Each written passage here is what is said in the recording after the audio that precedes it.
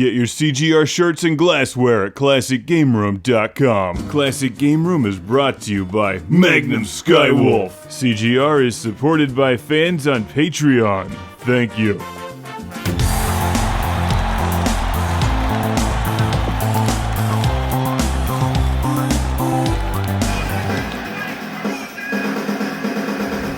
Construction complete. This is Command and Conquer, originally released in 1995 for the computer, one of the great old-school real-time strategy games, but would it not be better were the pretentious and replaced with a more convenient like Lock and Chase, Charge and Blast, Rush and Attack. Oh gosh, you zapped me with lasers! How do you get... Oh, that was terrible. Those things are nasty!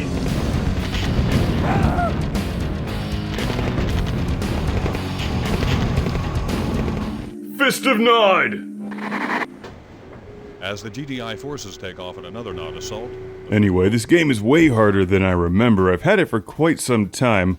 And while I love real-time strategy games, I need to be in the mood to play them, and they're really hard to just pick up and play.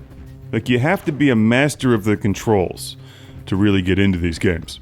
And while Command & Conquer plays perfectly well on the Saturn, it's not quite as intuitive as using a keyboard and mouse for these games. And I tried to use the Saturn mouse for this, it just doesn't seem to work.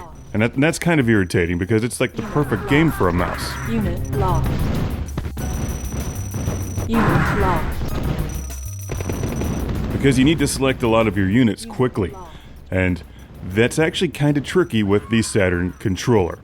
That being said, once you get used to the control scheme in CNC, it's a great classic strategy game filled with charm, laughs, and some great strategic gameplay. I think I kind of prefer turn-based tactical games, which may come as a shock to those of you who know how much I love Herzog Zwei and the Sega Genesis, but... Now I shall build barracks and send many troops to their doom. There's just something about that game, and being a part of it as a transforming robot. My guy's doing push-ups. That can do additional damage. In Command & Conquer, you're controlling all of the events and the life and death of your little troops from the outside. You give them commands and send them on their merry way to extinction. It's a great feeling of power. Hey little guys, go attack those tanks with some sticks. I'll sit back here and order another harvester. You're just buying me time. Also, I just feel like having some helicopters because they're fun.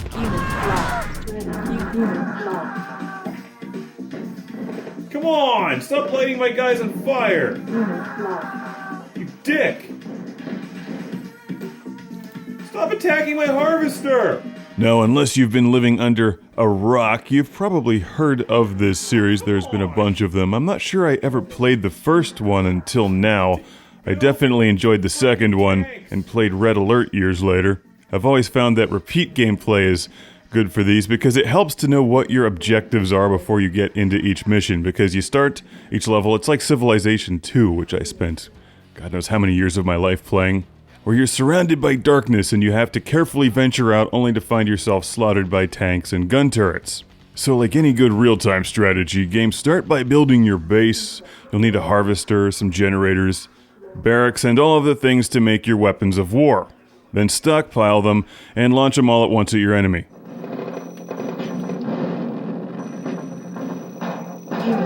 You guys are mean! I thought we were friends! Unit lost. This is just not going well. It's up to you! Save the day! You! Fight! Fight! Do something! Oh well. Or not. Ah, this was fun. Now, one of the things that makes this game so memorable is its egregious, almost shameless use of mid-90s cheesy live-action cutscenes. In fact, they remind me a lot of RoboCop. With non-resonating reversible energy. that has a tendency to disrupt carbon-based... Because there's a great story involving two rival factions, the GDI and the Brotherhood of Nod. In fact, you get to play both campaigns. This is a double disc Sega Saturn release. Get him! Get him! Unit lost. Come on! Lost. Unit lost.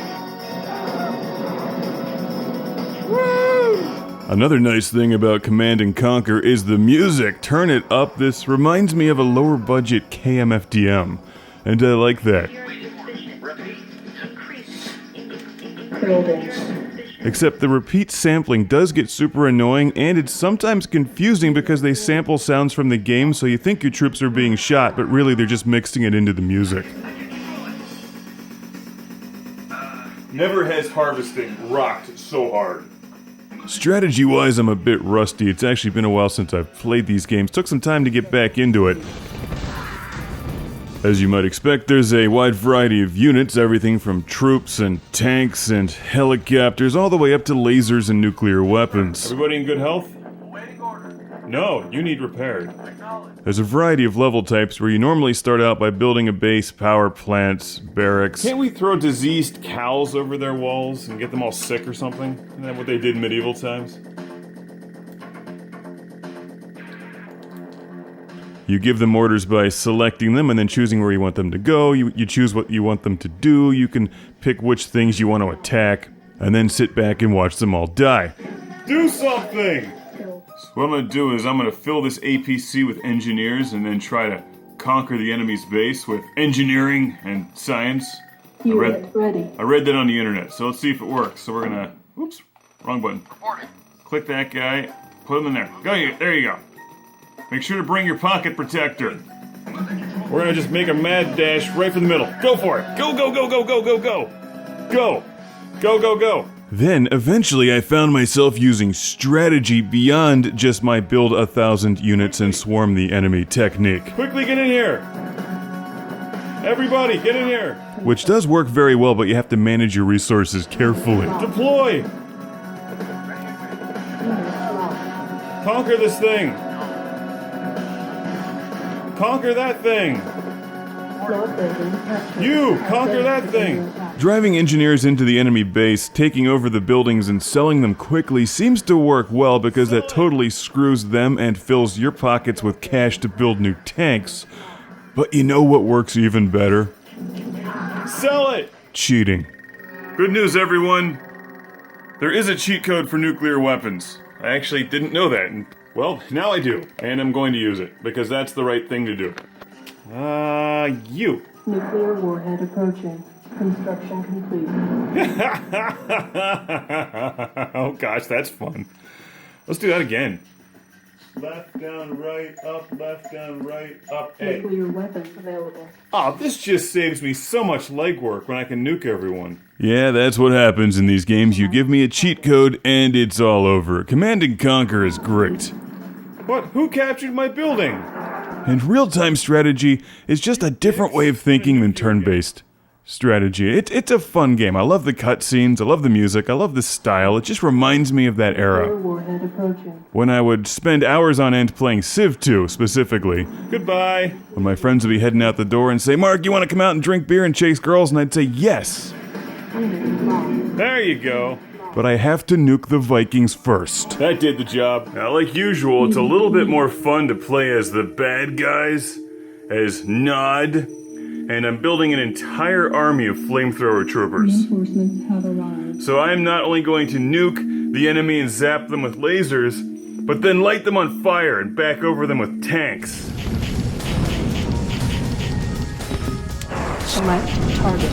Unit lost. Now I've got a classic game room shout out and thank you going all the way to Nathan from San Antonio, Texas. Thank you, Nathan, for sending Command and Conquer to the show way back in 2011. Construction complete. Select target. Nuclear warhead approaching. Select target. I'm running behind, but you know what? It's never too late to enjoy this game. On the Saturn or the PlayStation or N64, the version I would recommend is PC. Unit lost. Woo! think some of my own guys got caught in that. Select target. Nuclear warhead approaching. Command Conquer by any means necessary. Yeah! Woo! Wait, what? How's that a failure? That looked like a victory to me. This guy right here said bad things about Truxton. Nuclear warhead approaching. Let's see what happens to him. Unit lost. That's right. Lost. You respect Truxton, and it respects you. If you're going to buy the game anyway, buy it through ClassicGameRoom.com. Classic Game Room is supported by fans on Patreon. Thank you. Now prepare for the Lord Carnage Club, where I celebrate these backers on Patreon by shouting their name in a volcano! Derek Langley. Beer is the trick. Stephen Chucknick. From New Jersey. Michael Fernandez. People not named Michael Fernandez aren't Michael Fernandez. Al Stiver. Woo! EDF. Jason from British Columbia. Philip Strabenmuller from Vienna, Austria. Cue the thunder. Jeff, Captain Dauntless, Briar. Cue the lava. I don't know what lava sounds like. It sounds like this. Jack Stavris from Australia. Ohad Kane, Master of Thunder. Chip Sankvale, Fighter of Space Bees. Woo! Rick DeBarros gets the extra disco. Michael and Ariana Nelson, Fighters of the Future. That's enough disco, because now it's time to shout, Busy Signal!